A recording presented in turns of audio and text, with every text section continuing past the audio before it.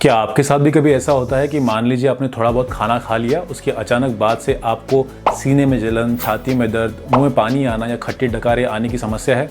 तो हो सकता है आपको एसिडिटी है। जानिए इस पूरे वीडियो में एसिडिटी के बारे में कि एसिडिटी क्या होती है और इससे कैसे बच सकते हैं।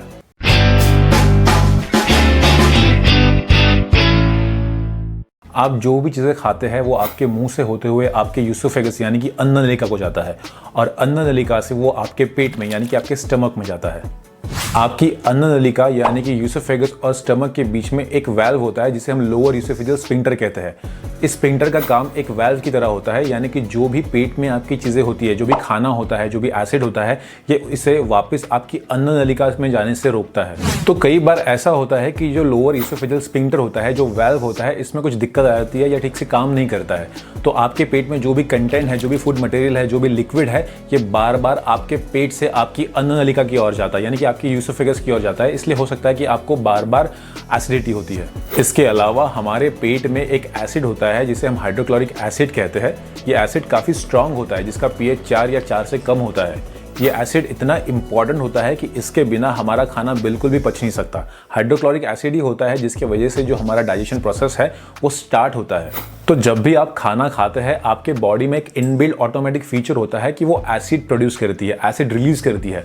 तो मान लीजिए कि अगर आपने सुबह नाश्ता किया, रेगुलरली अगर आप 2 रोटी खाते हैं आपके नाश्ते में, और आपने यूजुअली अगर आप 2 रोटी खाते हैं और उस दिन आपने सिर्फ आधी रोटी खाई, तो आपके बॉडी में तो जो ब्रेकफास्ट गया है वो बहुत कम गया है, छोटी सी मात्रा में गया है, पर उसके कंपैरिजन में जो आपके बॉडी में एसिड है वो ज़्यादा बना हुआ है। तो ये रीज़न हो सकता है मेन कि आपके बॉडी में एसिड ज़्यादा रिलीज हो गया, तो आपको ये चीज़ ऑब्वियसली एसिडिटी करेगा। और जैसा कि मैंने आपको पहले भी कहा था कि आपके स्टमक और यूसोफेगस के बीच में एक वाल्व होता है जिसे हम लोअर यूसोफेजियल स्फिंक्टर कहते हैं।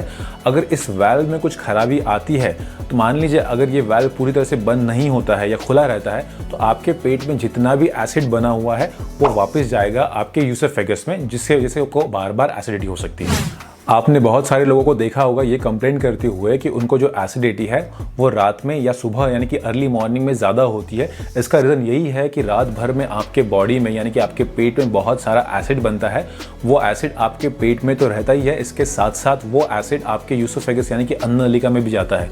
इसलिए आपको बार बार ये तकलीफ होती है एसिडिटी की, रात में या अर्ली मॉर्निंग में। एसिडिटी का जो मुख्य लक्षण होता है वो होता है सीने में जलन होना। जी हाँ दोस्तों, जिसे हम रेट्रोस्टर्नल बर्निंग या मिड चेस्ट पेन कहते हैं। ये इसलिए होता है कि जो भी एसिड आपके पेट में है वो आपके यूसोफेगस में बार बार जाता है, और एसिड का ये काम होता है कि जो भी चीज़ें उसके कांटेक्ट में आती है ये उसे इन्फ्लेम करता है, करोड करता है, इसलिए आपको बार बार मिड चेस्ट पेन होने लगता है। इसके साथ साथ एसिडिटी के और भी सिम्टम्स हो सकते हैं, जैसे कि आपके मुंह से बदबू आना, आपको बार बार खांसी होना, मुंह में पानी आना, या बार बार आपको खट्टे डकारे होना। एसिडिटी का जो मेन रीज़न है वो है आपकी लाइफस्टाइल। जी हाँ दोस्तों, पहले ऐसा होता था कि जो एसिडिटी होती थी वो किसी एक विशेष उम्र के बाद देखने को मिलती थी, लेकिन आजकल ऐसा बिल्कुल भी नहीं है।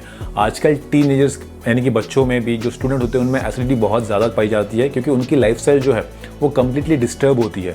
जो सेडेंटरी लाइफस्टाइल होती है लोगों की, जैसे कि जो IT सेक्टर होता है, कॉल सेंटर में काम करने वाले लोग होते हैं, या जो बैठे बैठाए काम करते हैं, इनमें एसिडिटी ज़्यादा होती है, क्योंकि इनमें जो फिजिकल एक्टिविटी जितनी होनी चाहिए वो बिल्कुल भी होती नहीं है।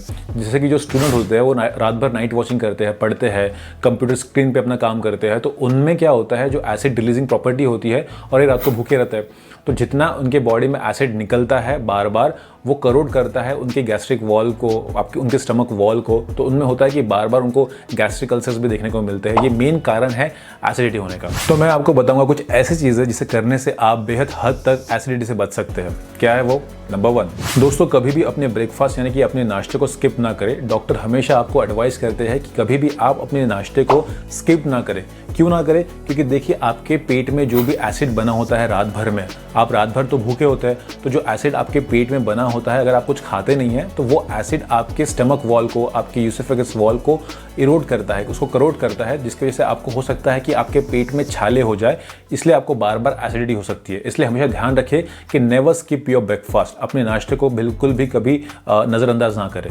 नंबर 2, टाइम टेबल के हिसाब से खाएं। जी हाँ दोस्तों, अगर जो भी आप चीज़ें खाते हैं, जैसे कि आपका लंच हो गया, आपका ब्रेकफास्ट, आपका डिनर, जो भी चीज़ आप खाते हैं उसे एक पर्टिकुलर टाइम से खाएं। ऐसा नहीं कि कोई भी चीज़ें उठा ली और आपने खा ली।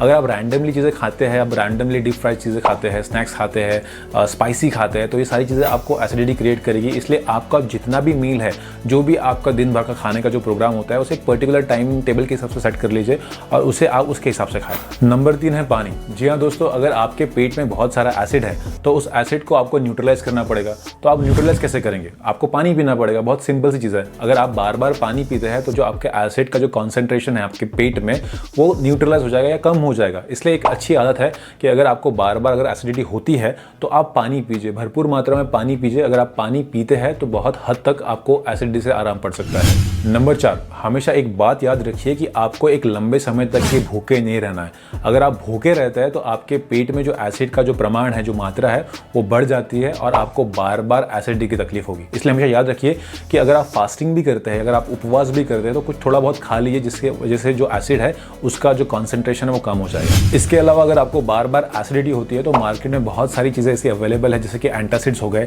जो आपको इंस्टेंट रिलीफ करती है। इंस्टेंट रिलीफ के लिए जैसे कि इनो है, बहुत सारे लोग इनो लेते हैं। तो इनो क्या करता है, जैसा कि आपके पेट में जो एसिड है वो कॉन्सेंट्रेटेड होता है और जो इनो होता है वो बाइकार्ब होता है। तो जब भी आप बाइकार्ब लेते हैं, यानी कि जब आप इनो को लेते हैं, तो वो आपके एसिड को न्यूट्रलाइज कर देता है। तो ये बहुत बेसिक सी चीज़ होती है जिसकी वजह से आपको इंस्टेंट आराम गिरता है।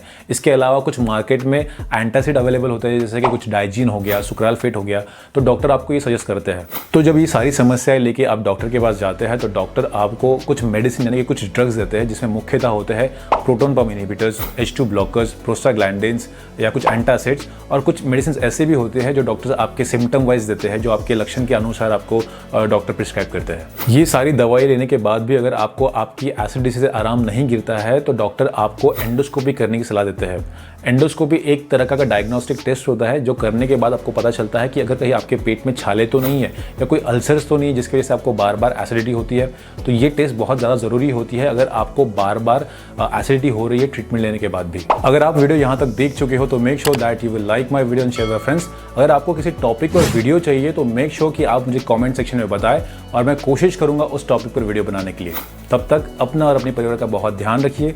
मैं मिलूंगा आपसे एक नई वीडियो में। Signing off.